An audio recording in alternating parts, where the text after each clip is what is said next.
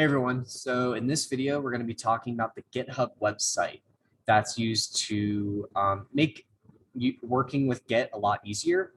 And if you looked at the slides, you learned a little bit and the basics about what Git is really for.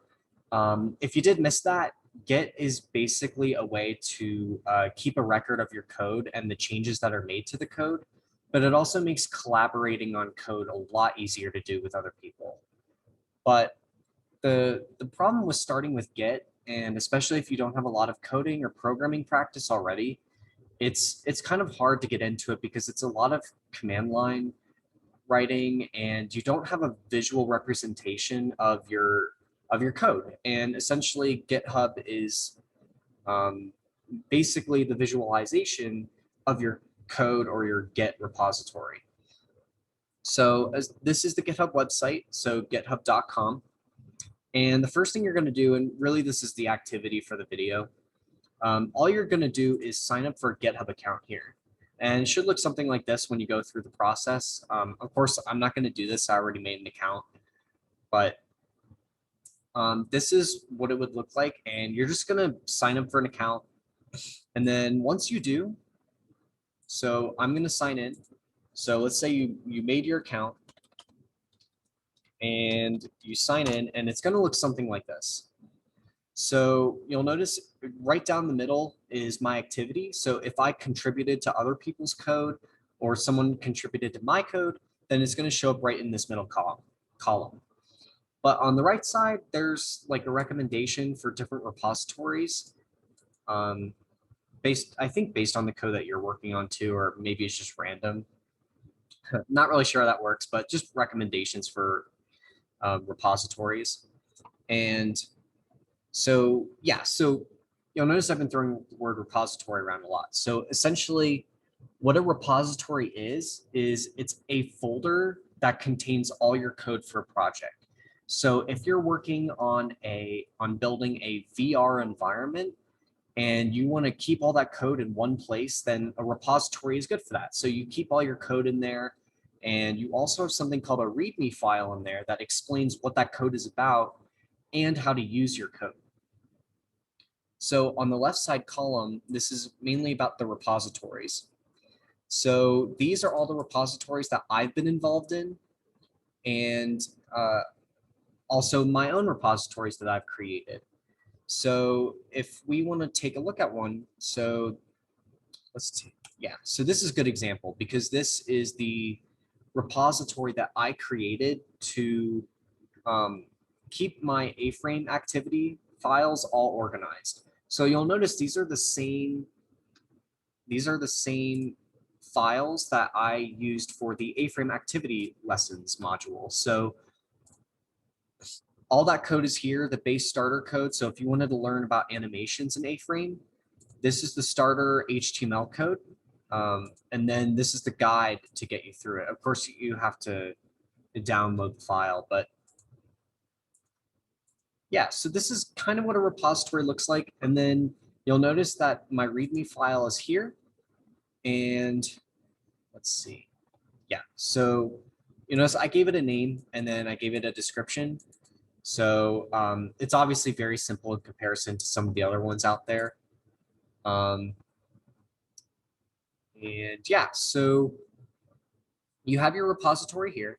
Now, in order to get this onto your computer locally, you see this green code button here with the down arrow. You click on that. And what you can do is you can download as a zip file, or you can open with GitHub Desktop. So this is actually an application that we're going to look into in the second video. And the really nice thing about GitHub Desktop is obviously it's installed on locally on your machine, and it checks the code on your machine, and it also compares it to the code that's on GitHub. And it says, okay, well, if someone made changes to it, let's check and make sure. And then if someone did push changes to that repository on GitHub, then it'll tell you, okay, there were changes made. You can pull those code changes onto your local version of the repository, and then you're up to date very easily.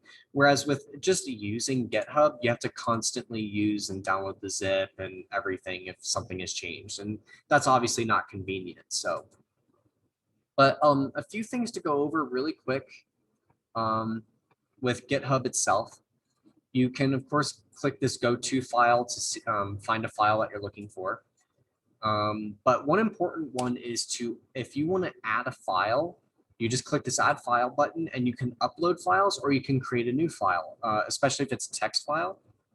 But you'll notice that I have Word document files on here. You can have Word documents, PDFs, anything, any type of file on here. And essentially this is a really easy way to do it. So you'll notice I clicked upload file or files. And this is what it looks like to upload a file on GitHub. So you would drag your files onto here, or you would choose them through your browser like this by clicking here, and it'll open a window of the files on your machine. And then you'll notice that this section down here is regarding your commit changes. So you give it a title of what you're changing, and then you're also given the option to write a description about it. I know it's really easy to do this and write very little, but it's good to write a decent amount for the description and the title, so you know what changes you made, where you made them, and why you made them, so that if you run into problems with the code later on, you can look at these descriptions and say, oh, well, I changed this part and that probably broke it. So yeah, and then obviously you want to just click commit changes. You'll notice it gives you some options for a branch to commit to. So there's the main branch where you have your main code, but if you want to try like some kind of different code really quick that doesn't affect the main code, you can do that. So you can create a new branch and then put all your code changes into there. And then maybe if you're collaborating with people, you can show them your branch and they could be like, oh, well, these are really good changes, or maybe we should try something different. And then if everyone does agree that your branch is good, then you can merge it with the main branch of the code. So, and I know that some of the things and the terminology I'm saying might be a little bit confusing, but I think maybe going over GitHub Desktop will help with that a little bit. So yeah, and that's basically it for adding files through the GitHub website. And let's see, yep. So that's about it for the GitHub website. And in the next video, we're going to talk about the GitHub desktop application.